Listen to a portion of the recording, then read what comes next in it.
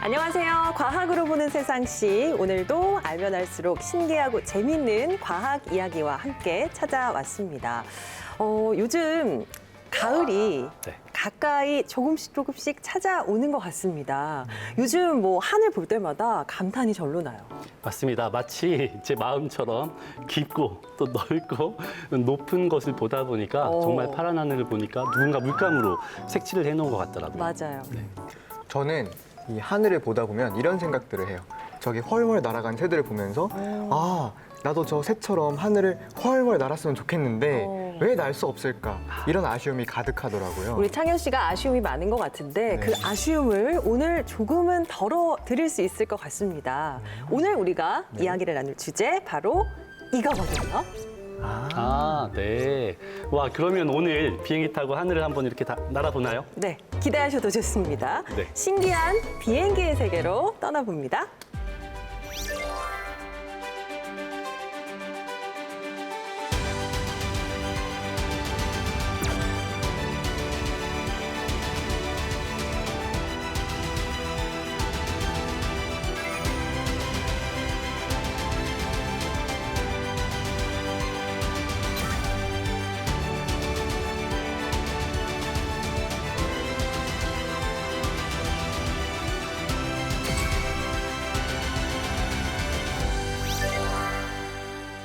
저희 C 스튜디오에 다양한 비행기들이 함께하고 있습니다. 오늘 비행기에 대한 어떤 이야기들이 오고 갈지 궁금해집니다. 비행기 여행에 동승해 주실 두 분 모셨습니다. 각자 자기소개 부탁드릴게요. 네, 안녕하십니까. 한국항공대학교에서 온 송병흠입니다. 저는 그냥 간단하게 얘기한다면 조종사면서 또 이 항공기가 움직이는 그런 환경에서 공항이라든지 안전이라든지 그래서 이제 공학 박사도 가지고 있는 그러한 사람입니다. 예, 여러분들 반갑습니다. 반갑습니다. 어서 오세요. 그리고 네. 저는 비행기 기내식이 집사람 음식 다음으로 맛있다고 생각하는 비행기 개발자 안성민 연구원입니다. 반갑습니다. 안녕하세요. 안녕하세요. 저도 기내식 좋아합니다. 예, 오늘 말이 잘 통할 것 같은데요. 같이 나눠서 먹죠. 뭐. 예, 좋습니다. 송병흠 교수님께서는 조종 경험이 어마어마하다라고 제가 들었어요. 20종 이상의 비행기를 직접 조종을 하셨고 비행 시간만 해도 7,000시간이 넘는다면서요. 예. 민항에서는 뭐 엔진 시동을 걸고 이렇게 생각할 수도 있는데 실제 이제 군에서는 비행기 바퀴가 딱 떨어지는 시간부터 닿을 때까지 시간이에요. 그런데 그거보다도 이제 모든 것들을 가리키고 이제 하다 보니까 이제 조종사 시험관으로서 그래서 여러분들 운전면허 받을 때 이제 그 시험을 치듯이요. 네. 실제 면접을 한 1시간 반에서 2시간 저랑 하고 나서 이제 합격을 하면은 제가 이제 사인을 해주면 그분이 이제 국가에서 이제 비행할 수 있는 자격증을 이제 받게 되는 거죠. 면접관이신 거예요. 그렇게 해왔습니다. 여태까지. 그렇군요. 예. 우리 교수님께서 비행기를 직접 조종을 하신다면 옆에 계시는 박사님께서는 비행기를 직접 설계하고 또 만드신다고 개발하시는 분이라고 들었어요. 예, 제가 개발한 비행기 또 비행도 좀 해보긴 했어요. 직접 우리 교수님처럼 이렇게 자격증이 있거나 그렇지는 않고. 자격증 없이 운전해도 됩니까, 교수님? 그러면 안 돼요. 예, 혼자 하면 안 되고요. 옆에 네. 조종사분 이제 계시고 훈련받는 형태로 탔고요. 지금 저기 앞에 이제 모델들을 제가 좀 몇 개 가져 나왔는데 네. 제가 이제 우리 연구원들하고 같이 팀원이 돼서 개발했던 비행기가 가운데 있는 반디호라고 사람이 4명이 타는 비행기고요. 수출도 추진했었고요. 반디호. 예, 반디호입니다. 그래서 이름 지을 때 이렇게 공모를 했었는데 제일 이름이 예뻐서 세계에 나가서 반짝반짝거리라고 반디호 이름이 당선이 됐었고요. 네. 그 옆에 좀 기다랗게 생긴 비행기가 이제 성층권에 올라가서 12km, 20km 올라가서 태양광을 받아서 이제 계속 비행할 수 있는 그런 비행기를 또 같이 개발했었습니다. 정말 멋지십니다. 감사합니다. 다 멋지셔서. 그럴까요? 오늘 자타공인 비행기 전문가 두 분을 모셨기 때문에 비행기에 관해서 그동안 궁금했던 거 모조리 오늘 해결을 하고 가도록 그렇게 하겠습니다. 네. 두 분 평소에 비행기에 관심이 좀 많았어요? 어땠나요? 아, 저는 사실 진짜 굉장히 많은 편이에요. 또 저희 아버님께서 항공사의 화물부에서 근무하셨기 때문에 어릴 적부터 이제 공항에 자주 아빠 보러 가는 척하면서 오. 공항에서 놀고 비행기도 정말 많이 타보고 봤었습니다. 비행기 가족이네요, 이 정도면. 저 같은 경우는 믿으실지 모르겠지만 저는 개인 비행기를 소유하고 있습니다. 저는 개인 비행기를 소유하고 있습니다. 에이, 왜 또? 그거는 왜 그러세요? 개인 비행기를 한 대도 아니고 몇 대 가지고 있습니다. 몇 대나요? 한번 보여드릴까요? 여기 있나요? 짠! 여기 있습니다. 이 비행기였군요. 네, 이 비행기입니다. 여러분들한테 제가 아까 나눠드렸잖아요. 네. 제가 하나씩 한번 꺼내볼까요? 네. 자, 가지고 있습니다. 제가 가지고 있는 네. 아주 멋진 비행기입니다. 짜잔. 교수님께서 이렇게 좋아하는 비행기가 핑크색이. 있는데, 네. 여러분들 어렸을 적에 종이 비행기 많이 접어 보셨죠? 그럼요. 이 종이 비행기에도 과학적인 원리가 숨겨져 있습니다. 창현 씨 잠깐 주시면 네. 이 비행기에 날개가 있는데 날개를 이렇게 올렸을 때 우리는 상반각이라고 부를 거고요. 또 밑으로 내려가면 하반각 맞나요, 교수님? 역학적인 그런 그 지식이 그 기초 지식이 상당하신 것 같아요. 비행기에도 이런 일반적인 비행기도 있지만 이렇게 회오리 모양처럼 생겼죠? 제가 이건 한번 맞아요. 던져볼게요. 그러면 아주 이쁜 모양을 하면서 날아갈 겁니다. 하나, 둘, 셋. 이런 식으로 네, 공기의 양력을 활용한 저런 모양의 비행기가 또 있고요. 네. 이 비행기 같은 경우는 날개가 좀 넓죠. 그래서 네. 비행기가 날을 때 날개가 펄럭펄럭펄럭이면서 날 겁니다. 하나, 둘, 셋. 펄럭, 펄럭, 펄럭. 그렇죠. 이렇게. 펄럭, 펄럭, 펄럭, 펄럭. 그렇죠. 여러분들한테 비행기를 하나씩 드렸죠. 네. 그러면 동심의 세계로 들어가서 제 개인 비행기를 드렸으니까 하나, 둘, 셋 하면 앞에다 한번 날려보도록 하겠습니다. 조심스럽게 날리겠습니다. 비쌀 텐데 이거. 준비되셨나요? 네. 자, 하나, 둘, 셋. 좋습니다. 감사합니다. 아니, 비행기 전문가를 두 분을 모셨는데 오늘 세 분 모신 건가요? 어떻게 된 건가요? 그러니까요. 저 종이 비행기를 제가 좋아하기도 하지만 네. 저희 아들이 이제 또 종이 비행기 접는 걸 좋아해서 종이 비행기 대회도 다음 달에 출전할 준비도 하고 있고 또 이러한 세상이 있더라고요. 이렇게 두 분이 얘기를 들어보니까 비행기와 다 남다른 인연이 있으신 것 같은데 비행기를 볼 때마다 이렇게 육중한 기체가 게다가 수백 명의 승객을 태우고 어떻게 하늘을 자유자재로 나는지 게다가 사고는 뭐 사실 손에 꼽을 만큼 적게 나잖아요. 그게 참 신기하더라고요. 항공기는 맨 처음에는 이제 항공기가 나는 틀에서부터 시작을 했지만 지금은 최첨단 기기들이 다 모여 있어요. 그래서 이 기기들이 지금 자동차나 선박으로 다 이렇게 여러분들 그 무슨 그 내비게이션 쓸 때 하는 GPS라든지 그런 것들이 다 항공기에서 온 거거든요. 이런 거죠. 비행기가 쭉 가는데 이렇게 계속 가서는 산에 충돌한다. 이런 장비들이 자꾸 보강이 되는 거죠. 네네. 거기다가 또 하나 관제사들이 조언을 해줍니다. 왜냐? 지금 가면은 위험합니다. 다른 항공기하고 부딪힐 수도 있으니까 선회하십시오. 그러니까 첨단 장비도 가르쳐주고 관제사도 가르쳐주고 그다음에 조종사는 조종사 면장을 이제 받고 나서 민항에 들어가서 또 1년 동안 또 이 기종에 대한 안전 운항을 위한 그런 훈련을 또 받습니다. 그러면 이런 모든 게 겹쳐졌을 때 항공기가 얼마나 점점 안전한 쪽으로 가고 있다는 거를 여러분들 아시게 될 겁니다. 네. 그런데 비행기도 보니까 헬리콥터도 있고 전투기도 있고 여객기도 있잖아요. 이 모든 것들을 다 비행기라고 부를 수 있을까요? 그거는 조금 수정이 필요하고요.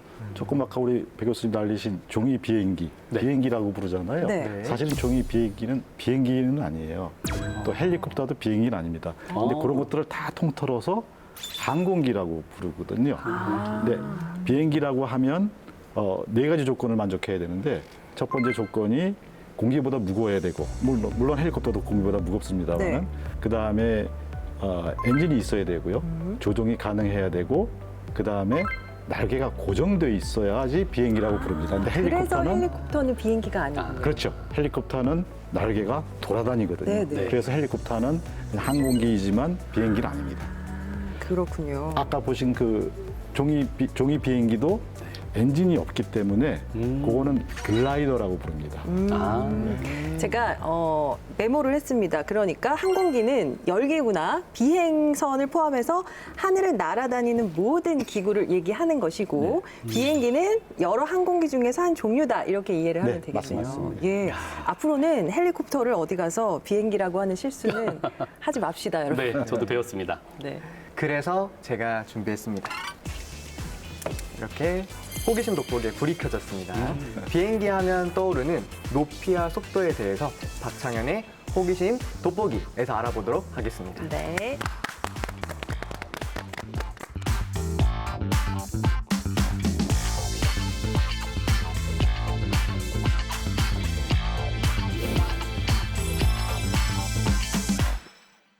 이 호기심 돋보기의 불빛을 보니까 그리고 또 저 날아다니는 비행기를 보니까 네. 악상이 떠오르네요. 설마 네, 설마. 안 했으면 좋겠는데. 아, 우리 공식으로 돌아갔잖아요. 아, 네, 알겠습니다. 다 같이 한번 불러볼까요? 다 같이요? 네. 하나, 둘, 셋.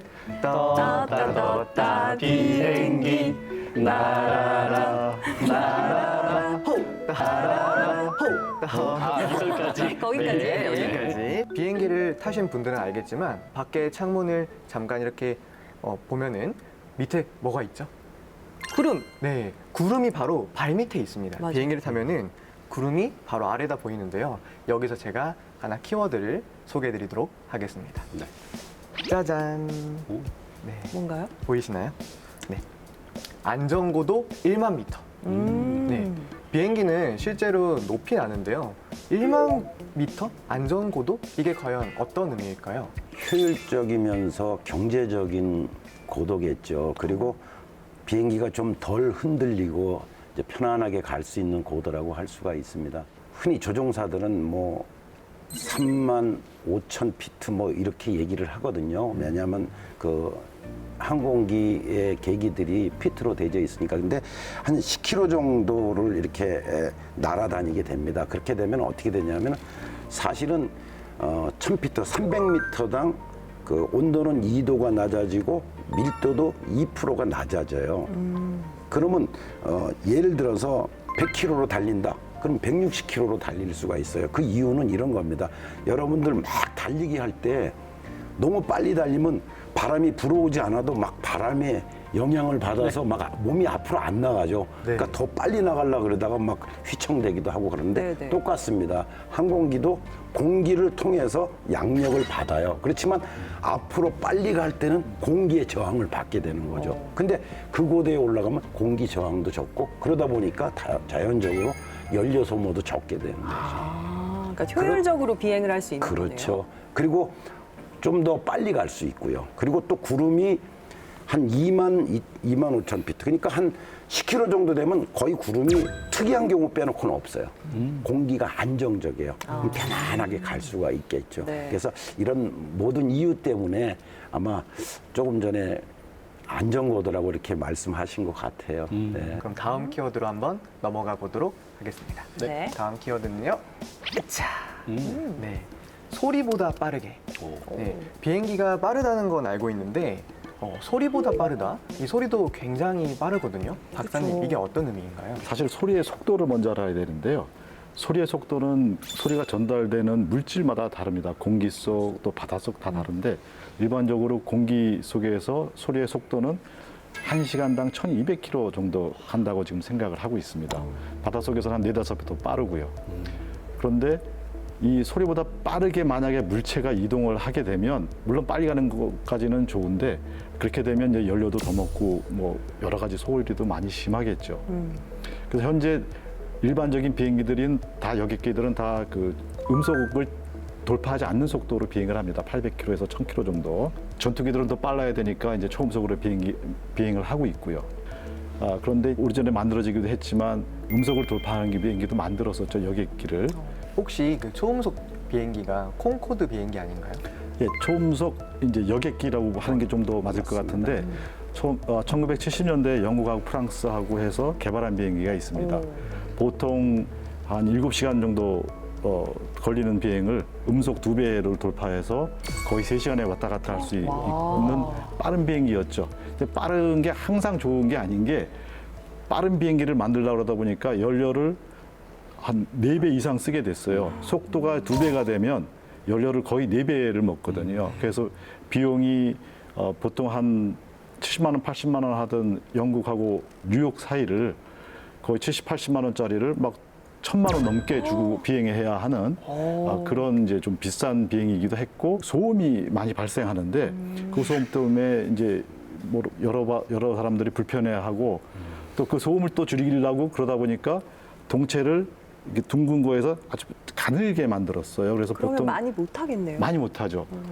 보통 아시는 비행기들이 2좌석, 3좌석, 2좌석 또는 3, 4, 뭐 7, 8씩 이렇게 타는데, 이제 콩코드 같은 경우는 2좌석, 1좌석, 뭐 오렌지 이렇게 비싼 비즈니스 같은 경우는 뭐 1좌석, 1좌석도 하지만 몇 사람 못 타는 비행기에서 한 100인승 정도 되는 비행기였는데, 그게 값을 그렇게 비싸게 하니까 이제 타는 분들도 좀 적었고, 결국 한 13년 정도 운영하다가 파리에서 뜰 때 앞 비행기에서 떨어뜨렸던 물건 때문에 화재가 난 적이 있습니다. 그래서 이제 추락을 한 적이 있는데, 뭐 남의 탓이긴 하지만 어쨌든 콩코드가 결국 여러 가지 소음 문제, 연료 문제, 비용 문제 해서 이제 그 다음에 20대 정도 만들고서 중단이 됐죠. 이게 쉽지가 최근에 않죠. 또 그래도 최근에 이제 소음도 줄이는 기술이 개발되고 연료도 적게 먹는 기술들이 개발되고 있어서 다시 초음속 비행기를 만드는 지금 연구들이 하고 있습니다. 잠깐 추가로 말씀드린다면은 이 여객기도 이제 이 초음속에서 지금 극초음속으로 마하 5.0 이상 되는 걸로 미국이나 영국은 또 개발을 추진하고 있어요. 그래서 지금 현재 항공기 그 여객기 개발 선진국이라고 보면은 보잉이나 뭐 에어버스 등이 있는데, 그래서 앞으로 미래에는 아마 이 극초음속 여객기가 옛날보다는 효율적으로 운영이 될 수 있다면 한 2시간 정도면은 우리가 뉴욕 가서 일 보고 식사하고 2시간이요? 그리고, 예, 다시 이제 돌아와서 일을 볼 수 있는 그런 시대가 열렸으면 하는 바람입니다. 근데 불가능할 것도 없습니다. 네, 저는 그렇게 생각합니다. 아니, 인천에서 뉴욕까지 2시간이요? 예, 현재 그렇습니다. 몇 시간이 걸리죠? 13시간? 14시간, 3시간 걸리죠. 그렇죠. 네. 아니, 그 정도면은 오전에 제가 지금 나가면서 엄마, 나 오늘 뉴욕에 좀 출장 갔다 올게. 갔다 와서 저녁에 내가 플로리다산 문어 사올 테니까 우와. 싱싱한 햇다다가 먹자. 이렇게 말할 수도 있겠네요. 랍스타도 괜찮죠. 랍스터. 와. 네, 알겠습니다. 하루빨리 그날이 오길 바라면서 박창현의 호기심 돋보기 마치도록 하겠습니다. 네, 뉴욕을 2시간 만에 갔다 오는 아주 즐거운 상상을 잠시지만 해봤습니다. 저도 그래도 지금까지 비행기를 꽤 탔는데 매번 이게 좀 궁금하더라고요. 하늘에는 사실 뭐 도로라고 생각되는 것도 없고 차선도 없고 신호등이 있는 것도 아닌데 어떻게 목적지까지 그렇게 잘 도착을 하는 걸까? 많이들 궁금해 하실 거예요, 아마. 뭐 태평양이나 대서양이나 망망대해인데요, 그죠? 근데 거기에는 비밀이 숨겨져 있는 거죠. 이 항로를 따라갈 수 있는 길을 만들어 놨어요. 그리고 그 길 상에 어떤 이제 우리 이제 전문 용어로는 픽스, 그러니까 지상점이라고 하는 지상의 한 지점들을 계속 연결이 되어 있어요. 그래서 가능한 한 효율적으로 가는 이제 항로들을 이제 개발을 한 거죠. 이제 항행 안전 시설이라 그러는데, 그건 뭐냐 하면은 여기에서 여러분들 그 배 같은 게 움직일 때 그 등대에서 불빛을 쫙 줘갖고 그걸 따라가잖아요. 그죠? 네. 입항을 할 때. 아주 유사한 거예요. 근데 전파를 쏘는데 어떻게 쏘느냐. 만약 빛이라고 생각한다면 이렇게 생각하는 거죠. 여기서 흰 불빛이 쫙 나가고 여기서 빨간 불빛이 만약에 이렇게 360초 동안 돌아간다고 생각하면, 이 비행기가 만약에 불빛을 딱 봤어요. 보고 나서 90초가 딱 된 다음에 빨간 불빛이 보였어요. 그러면 이 항로상에 있잖아요. 그런 방식으로 전파를 쏴서 찾아가는 거예요. 그러니까 이렇게 생각하시면 돼요.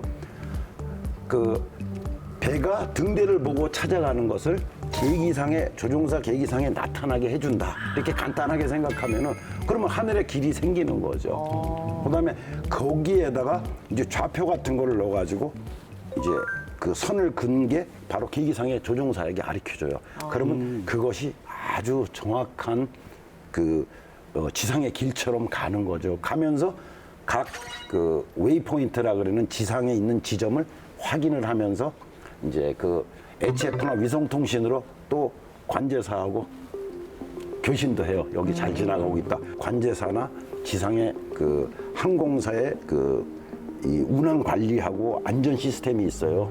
그러면 거기서 쭉 보고 있다가 제대로 가고 있는지 다 보기 때문에 여러분이 안심하게 대서양이나 태평양에서 식사하시면서 비행할 수 있는 거죠. 크로스 체킹을 하고 있다라는 그렇죠. 말씀이신 것 같네요. 예. 정리를 해보면 보이지는 않지만 하늘에도 길이 정해져 있다라는 말씀이신데 우리가 보통 일반적으로 고속도로를 운전하다 보면 통행료를 내잖아요.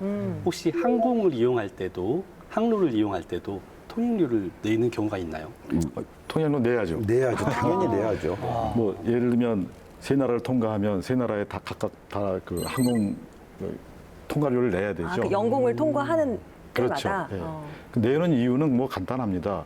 그냥 지나가는데 이렇게 돈 주세요 하는 게 아니고 그 비행기가 지나가게 하기 위해서 아까 교수님 말씀하신 그 관제를 해주거든요. 서비스를 해주기 때문에 네, 그 네. 서비스 비용을 받는 거고요. 그 서비스 비용을 받는 비용 그 방법이 여러 가지 있는데 민간 항공기구에서 그 지나간 거리, 관제한 거리나 또 비행기 중량에 따라서 다르게 하라고 이제 권고를 했는데 대부분은 그렇게 하고요. 저희 나라는 근데 이제 정액제 137불 이렇게 정액제를 하고 있는데 왜 그런 거예요, 우리나라는? 다른 나라에 비해서 일단 저희가 관제하는 그 하늘 연공이 짧기 때문에 그거 일일이 조금 따져서 계산하기도 굉장히 복잡하고 그러다 보니까 아예 뭐 무게 따라 하는 것도 또 계산이 굉장히 복잡하고요. 또 많이 받아서 항상 좋은 게 아닙니다. 많이 받으면 좋을 것 같지만 우리나라 같이 연공이 이렇게 크지 않은 나라에서 많이 받겠다고 욕심을 많이 부리면 다른 나라로 가죠. 그래서 오해를 해서. 여러 가지 이유로 우리나라를 많이 이용해 주세요 하는 것도 있고 해서 간단하고 쉽게 한 거라고 저는 이해하고 있습니다. 네. 항로를 안전하게 비행하도록 애를 쓰시는 분들이 또 바로 조종사 분들이신데 그 자동차에도 자율 주행이 서서히 이제 도입이 되고 있잖아요. 제가 듣기로 비행기에도 자율 운항 시스템이 도입이 됐다고 하던데 맞나요? 그게 이제 오토 파이롯이라고 이제 자동 조종 장치라는 것이 있습니다. 그래서 사람이 손으로 조종사가 이제 조종을 하다가 이제 이 오토 파일럿, 그러니까 이제 자율 주행이라고 그러잖아요. 근데 여기는 자동 항법이라 그럽니다. 이제 항공 쪽에서 자동 항법. 그래서 이제 그 자동 항법 시스템을 이제 키게 되면은 항공기가 입력한, 그러니까 그 흔히 말하는 비행 컴퓨터에 입력한 대로 그대로 비행을 하게 돼요.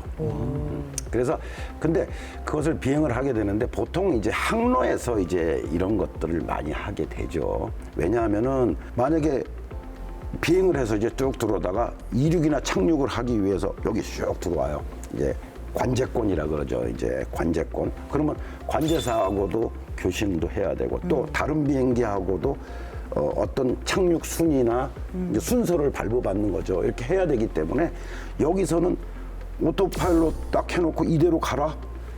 좀 안 되잖아요. 그죠? 그럴 때는 이제 오토파일럿을 이제 풀고 조종사가 이제 손으로 조종을 하게 되는 거죠. 근데 사실은 현재는 뭐냐면 오토랜드 기능이 있어요. 그러니까 자동 착륙 기능이 있어요.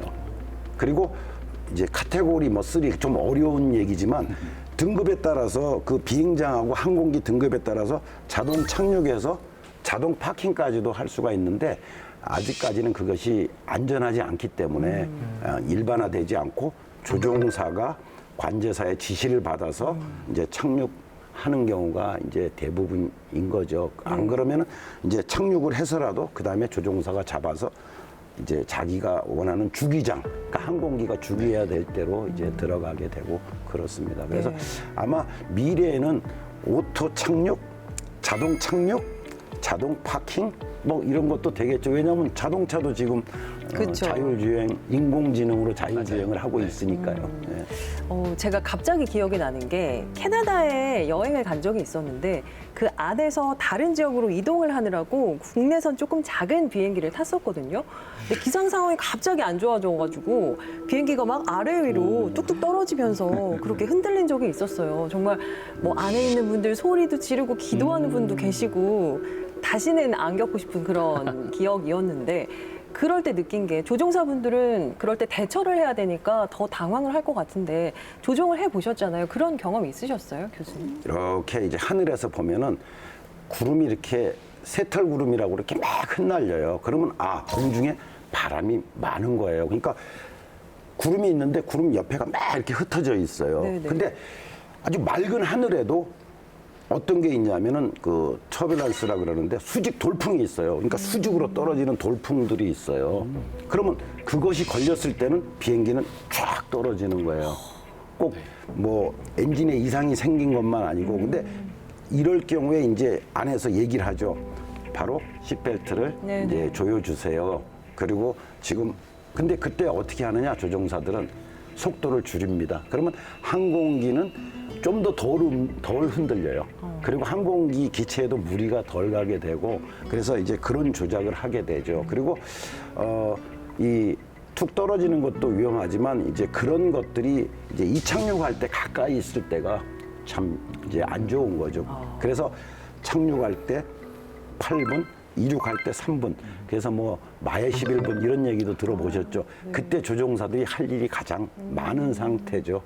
비행기 탈 때마다 안전하게 우리를 목적지까지 데려다 주시는 조종사분들께 감사의 마음을 항상 가져야겠습니다. 예. 네.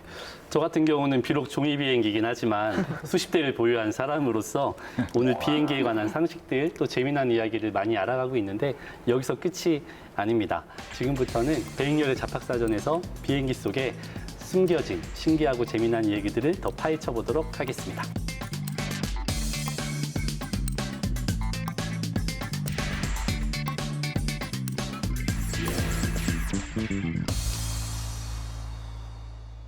제가 먼저 사진 하나 날려드리겠습니다. 잘 네. 받으세요. 슝, 슝. 다 받으셨나요? 잘 왔습니다. 네, 바로 이겁니다. 이 사진은 1951년에 처음 운행한 세계 최초의 상업용 제트 여객기 드 하빌랜드 코멧입니다. 40명밖에 태우지 못하는 초소형 여객기지만 당시에는 최첨단 기술의 상징이기도 했습니다. 안타깝게도 1953년에 무려 3번이나 공중에서 분해되면서 추락하는 사고가 발생하기도 하는데 그 이유는 바로 이것의 모양 때문에 그렇습니다. 자, 퀴즈 하나를 내볼게요. 창현 씨, 과연 이것 때문에 추락을 하게 되었는데 무엇일까요? 이 모양 때문에. 모양? 과연 이것의 모양 때문이었는데 그게 무엇일까? 날개는 식상하니까 꼬리로 가보겠습니다. 꼬리. 제가 힌트를 하나 드리면 좀 투명하고요. 똑똑해 볼 수도 있고 비행기 창문. 창문 맞습니다. 오. 네, 창문이 원인이었는데 그 이유를 한번 교수님 도대체 창문이 어떤 모양이길래 네, 이렇게 아주 사고가 났을까요? 항공기 개발하는 사람한테는 아주 유명한 사고였습니다. 그 당시에만 해도 이제 항공기 개발한 초기가 되니까 나중에 결과를 분석해 보니까 시험을 해보고 해보니까 그 창문 모양이 이렇게 직사각형이었거든요. 우리 정신적으로 스트레스 받는다는 것처럼 비행기 기체도 스트레스를 받거든요. 근데 그 스트레스가 요 코너에 이 각진 부분에 그 스트레스가 가면 거기 이제 금이 생깁니다. 크랙이 이렇게 생기는데 한번 작은 금이 생기면 이게 순식간에 이게 퍼지거든요. 결국 그 문제 때문에 이제 추락을 했었고요. 그게 이제 발견이 돼서 그 이후의 비행기에는 이렇게 각진 창문이 아니라 전부 타원형이나 네모나지만 코너가 맞아요. 이렇게 동그란 지금 그런 생각해 구조물을 보면 합니다. 지금 비행기들은 다 약간 각이 없죠. 둥글둥글하게 귀엽죠. 그렇죠. 보시는 창문은 당연히 이렇게 생겼지만 네. 그 외 항공기 여러 군데에 있는 여러 창들도 보이지 않는 뭐 이렇게 억세스 홀이라고 해서 이제 장비도 넣고 하는데도 다 그런 식으로 바뀌었죠. 다음 문제가 있습니다. 지화 아나운서님. 아, 전가요? 네, 여객기가 긴급 착륙을 할 때 그런 상황이 생기면 이것을 버리게 되는데요. 과연 무엇을 버리게 될까요? 버린다. 네, 버립니다. 긴급 착륙할 때. 연료? 연료? 이거 버리면 안 없으면 되나요? 비행기가 못 가게 되는데 맞습니다. 역시 과학 프로그램 MC답습니다. 정답은 연료인데요. 제가 사진 하나 더 날려드리겠습니다. 바로 이겁니다. 이번에 잘 다 봤습니다. 받으셨죠? 이게 바로 비행기가 연료를 버리는 모습인데요. 아까운 연료를 왜 하늘에다 그냥 버리는 건지 다들 이해가 안 되시죠? 네. 교수님, 왜 이렇게 연료를 버리는 건가요? 비행기가 맨 처음에 이제 뜨게 되면은 떠서 이제 일정 구간을 이제 비행을 하게 되면서 연료를 소모하고 나서 이렇게 내리잖아요. 그러면 최대 이륙할 수 있는 중량이 있어요. 비행기에 무리가 안 가고. 그러면 거기서 이제 떠서 연료를 소모하고 무게가 줄은 상태로 내릴 수 있는 최대 착륙 중량이 또 있어요. 왜냐? 이런 것을 하게 된 거는 쓸데없이 많은 무게를 가지고 비행을 하게 되면은 연료도 많이 들고 느리게 되고 뜨는 힘도 많아야 되고 하잖아요. 그래서 이제 그렇게 된 건데요. 그러면 어떤 문제가 생기느냐? 이렇게 정상적인 비행에서는 효율적으로 비행하기 위해서 만들어 놨는데 딱 떴어요. 근데 비상 라이트가 들어오면서 뭔가 고장이 나는 거예요, 비행기가. 그러면 어떻게 해요? 이거 가능한 한 착륙하는 게 승객의 안전을 위해서 이제 필요하겠죠. 네네. 그렇게 되면은 할 수 없이 뭐를 해야 된다? 연료를 갖다가 밖에다가 내보내야 돼요. 그래서 아깝네요. 그 연료를 밖에다 버리지 않고 착륙을 하게 되면 어떻게 되냐면은 항공기에 무리가 갑니다. 왜냐하면 그 많은 무게로 착륙을 하게 되면 아무래도 그죠? 네네. 그 날개나 동체에 무리가 가겠죠. 안전을 위해서 해놓은 거기 때문에 지켜야 되고요. 그리고 원칙이 있습니다. 그냥 아무 데서나 그냥 이렇게 막 하게 되면은 좀 그렇겠죠. 환경 오염도 있고. 네. 그래서 보통은 이제 이제 6,000피트 이상 그러면 뭐 그 일정 고도 이상에서 이제 뿌리게 되면은 이제 공기랑 이제 희석되면서 이제 증발하게 되는 거죠. 네. 연료가 보통 동체에도 있고 이제 날개에도 있는데 날개 그 끝부분에 이제 분출구가 있어요. 아, 이게 그 사진이군요. 예. 그래서 스위치 온하게 되면은 연료가 이제 나가면서 뭐 어떻게 되냐면은 액체가 공기랑 겹쳐지면서 증기처럼 이렇게 쫙 뽀얗게 나가는 거죠. 무슨 네네네. 하얀 연막탄을 뿌린 것 같이 그렇게 되는 거예요. 그런데 연료를 버린다는 것은 긴급 상황일 때 버리는 것이니까 우리 모든 항공기 비행기들이 연료를 버리는 일은 없었으면 좋겠다라는 생각이 좀 듭니다. 이상으로 배행열의 잡학사전 마치겠습니다.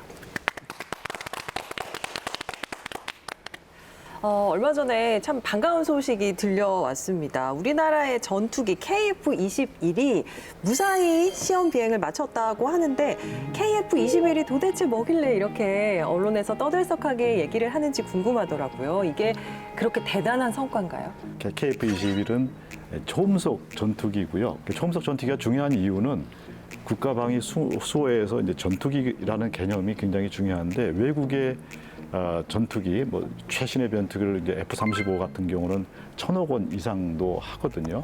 또 우크라이나에서 또 떨어졌다고 하는 그 러시아 비행기도 한 500억 정도 되니까 가격이 굉장히 비싸고요. 네.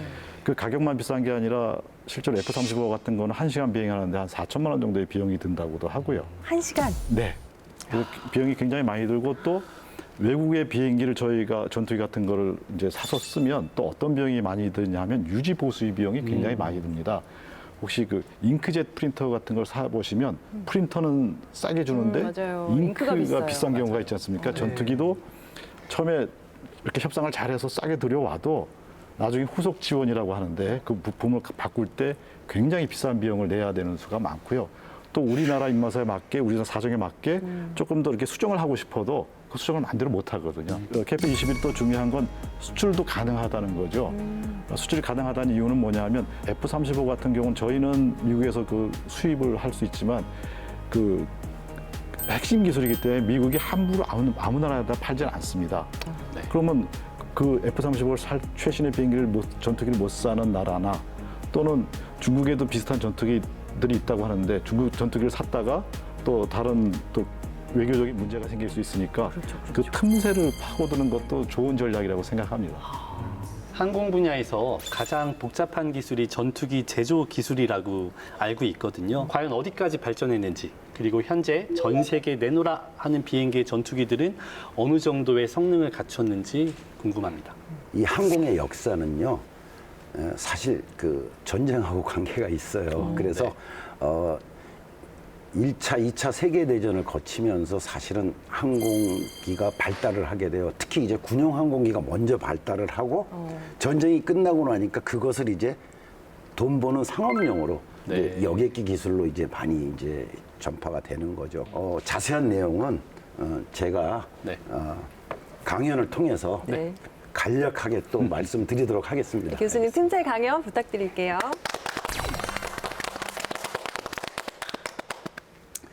예, 최첨단 항공 기술이 모여 있는 집약체인 전투기의 변천사, 발달사에 대해서 간략하게 설명드리겠습니다. 먼저 이제 1세대인데요. 1940년대죠. 그때부터, 그러니까 최근입니다. 사실 얼마 되지 않아서 1세대 전투기가 이제 2차 세계대전 당시에 이제 등장을 하게 됐죠. 초기에 이제 제트 엔진이 장착돼 가지고 빨리 왔다 갔다 하게 됩니다. 근데 이때는 아직 아음속이고 초음속을 이제 막 시도를 하고 있는 그런 상태인 거예요. 아주 그 나이 많으신 어르신들이 옛날에 뭐 섹스기 뭐 F-86 뭐 그런 거예요. 그러니까 이 항공의 역사는 지금 빠른 시간 내에 이 100년도 안 되는 시간 내에 무지하게 발달이 된 거죠. 그다음에 두 번째 이제 2세대가 뭐냐면 공대공 레이더를 장착한 그리고 초음속이 되는 2세대. 요게 이제 50년대 초에서 1960년대까지 이제 뭐 10년 단위로 이렇게 확확 바뀌어요. 그래서 이런 항공기들은 여러분들이 그 F8이라고도 하고 그다음에 미그 19기라고도 이렇게 합니다. 그리고 이제 바로 이제 그 이제 10년 뒤에 3세대 전투기가 개발이 돼요. 그러면 아까는 공대공인데 이제는 공대지까지 적의 탱크까지도 레이더로 탐지해 가지고 표적을 맞힐 수가 있어요. 그리고 이 3세대에는 또 마하 2 이상이 돼 버려요. 이제 3세대가 F4 팬텀 뭐 이런 거예요. 그런데 또 이제 이 4세대, 바로 10년 뒤에 4세대 전투기가 개발이 됩니다. 이거는 뭐냐? 정밀 유도 무기예요. 전에는 가면 비슷하게 가서 떨어지는데 이제는 정밀하게 어떤 타겟을 갖다 목표 지점을 정확하게 타겟을 할 수 있는 그런 거예요. 그러니까 이 3세대하고 4세대 비행기들은 싸움이 안 돼요. 실제 해봤더니 거의 3세대는 게임이 안 되게 전멸이 돼버려요. 4세대는 F-15, F-16, 미국 29. 그래서 그것을 실제 이제 미국에서도 그렇고 이제 그 교전 상태를 실험을 해봅니다. 근데 참 비참하게 3세대가 게임이 안 된다는 걸 알 수가 있는 것이죠. 그 다음에 이제 5세대는 뭐냐 하면은 2005년도부터 이제 현재까지인데요.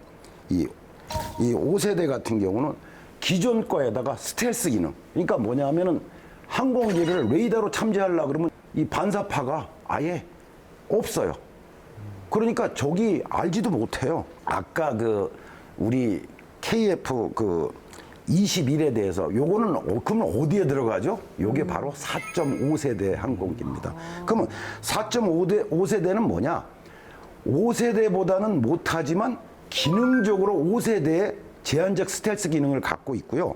그래서 이것이 이제 2026년부터 이제 양산이 돼서 우리가 초기에 한 120대까지 이제 우리가 하게 되고 나중에 이제 해외에도 이제 팔려고도 하는 거죠. 그러면 지금 5세대까지 말씀드렸어요. 그럼 6세대는 뭐냐?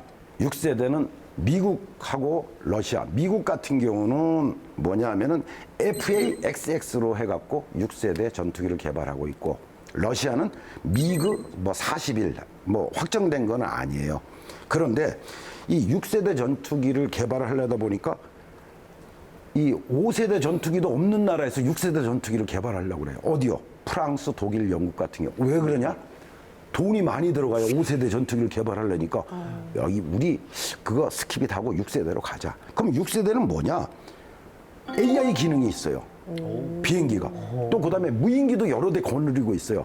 뭐 항공모함이 여러 가지 그 구축함들 거느리고 가는 거랑 유사하지만 이거는 어떻게 보면은 아주 똑똑한 IQ 높은 그 스마트한 항공기가 단독으로 작전도 할 수 있는 그런 항공기라고 보게 되죠. 그래서 미래의 6세대 전투기까지 말씀드렸습니다.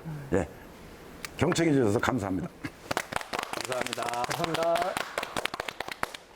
우리나라도 5세대까지는 아니어도 아까 들어보니까 4.5세대 전투기를 자력 생산 나라가 됐잖아요. 네. 굉장히 뿌듯한데요. 그런데 전투기가 아닌 민간 항공기 분야는 제가 우리나라가 뭔가 만들어서 수출했다 이런 소리를 못 들어본 것 같거든요. 일부는 맞고 일부는 좀 수정이 필요한 부분이 있는데 여객기는 아직 수출한 적이 없습니다. 이 대형 여객기는 이제 대형 여객기의 경우에는 개발비가 워낙 많이 들고 또 투자하고 회수하는 데까지, 그러니까 이윤을 낼 때까지 대략 한 10년 정도 걸린다고 계산되고요. 300대 내지 500대 정도의 비행기는 팔아야 투자 회수가 된다고 이제 계산을 하고 있습니다. 그러다 보니까 유럽 연합이나 미국 또 캐나다 이런 선진국들은 이제 그런 수요가 되고 하니까 그걸 개발해서 팔고 있는데 저희 나라는 그게 안 되거든요. 근데 못했다고 하면 좀 억울하고요. 할 수 있는데 기술은 있는데 이제 경제성 문제라든가 이런 걸 네. 극복할 문제가 있는 거죠. 우리나라도 이제 지금 여기 그 보잉이나 무슨 에어버스에 이제 이 OEM 방식으로 이제 부품을 만들어서 이제 수출을 하고 있어요. 잘 만드는 그런 그 업체들도 있어요. 그렇지만 가장 중요한 게 또 하나의 장벽이 인증 제도라는 게 있어요. 그러니까 품질 보증을 해주는 거죠, 한마디로. 그래서 하나 예를 하나 든다면 재밌는 예가 하나 있어요. 이제 컵홀더 같은 거 하나 있어요. 그럼 재료는 2불에서 뭐 5불? 근데 실제 시중에서 우리가 사면은 뭐 아무리 고급진 것도 한 20불이면 살 수 있어요. 근데 비행기에 하나에 장착되려면 인증을 받아야 되니까 200불이 넘어가요. 그래서 지금 우리 같은 경우에는 기술 수준 그런 문제 플러스 국제 협력에서 인증까지 돼서 안전한 제품이라고 팔 수 있는 데까지 가는 그런 것도 아마 국가에서 장기적으로 투자를 하고 해야 여객기 개발을 해서 판매까지 할 수 있고, 안 박사님이 말씀하신 것처럼 최소한 우리가 수익은 못 얻더라도 손해는 덜 보면서 기술력을 확보할 수 있는 그런 나라가 됐으면 합니다. 규모가 큰 대형 항공기가 여러 가지 이유로 좀 그렇게 어렵다고 하면 소형 항공기는 어떨까? 처음에 안 박사님께서 개발하신 여기 있죠. 반디호에 대해서 조금 더 알고 싶은데, 예, 4인승? 네, 맞습니다. 예.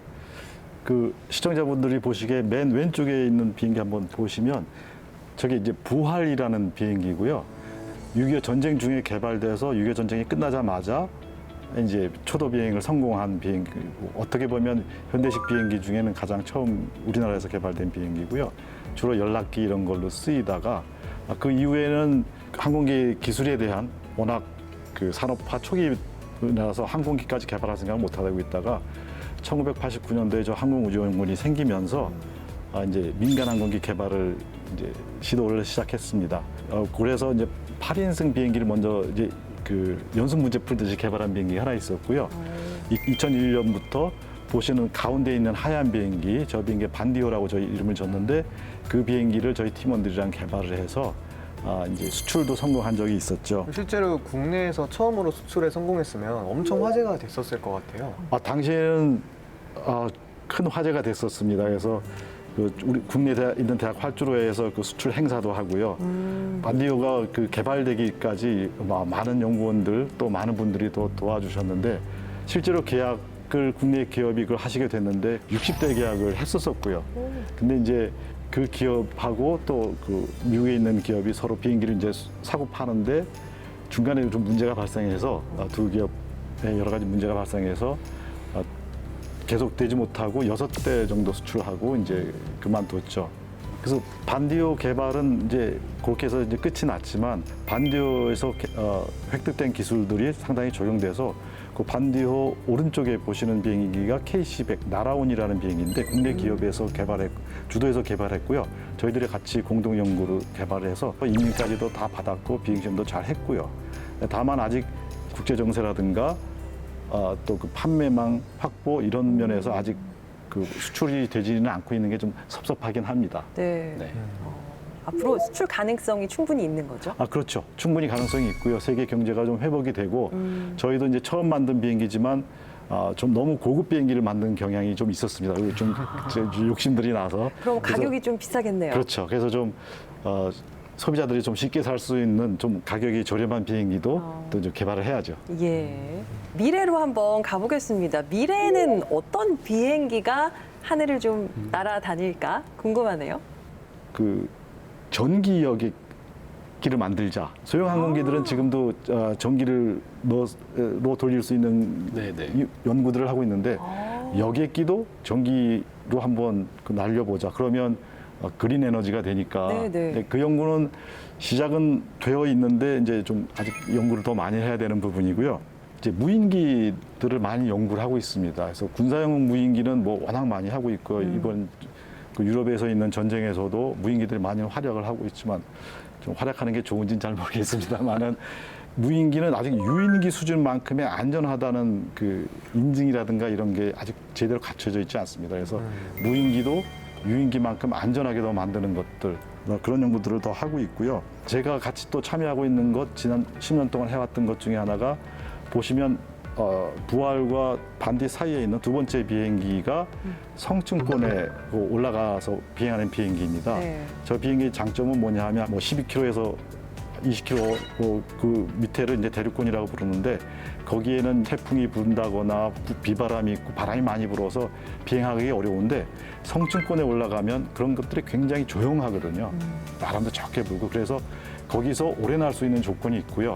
또 태양광을 이용해서 그 에너지를 얻기 때문에 그동안 기록은 22km까지 올라갔었고 53시간을 비행했었는데 현재 올해부터 지금 시작하고 한 3, 4년 후에는 한 20kg 정도의 무게를 갖고 성층권에서 한 달 이상 그렇게 비행할 수 있는 비행기를 보실 수 있을 겁니다. 그렇게 되면 산불 감시도 계속 할 수 있고요.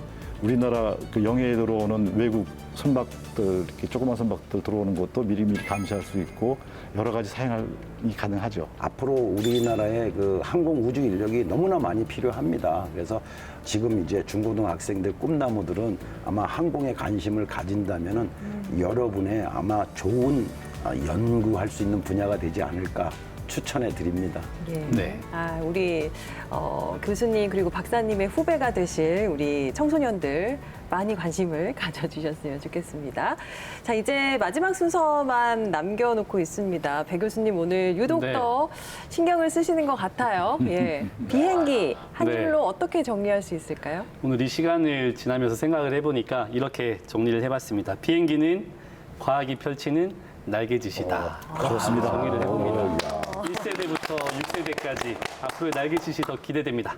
예, 좋습니다. 자, 비행기가 개발된 지 120년이 흐른 지금 비행기는 가장 빠른 이동 수단이 됐고 또 우리의 삶을 획기적으로 변화시켰는데요. 인간의 상상력과 모험심이 앞으로 비행기를 또 어떻게 발전시킬지 함께 기대해 보겠습니다. 오늘 저희가 준비한 내용 여기까지입니다. 다음 시간에 더 유익한 이야기 들고 찾아오겠습니다. 다 같이 인사할까요? 네. 과학으로 보는 세상, 씨.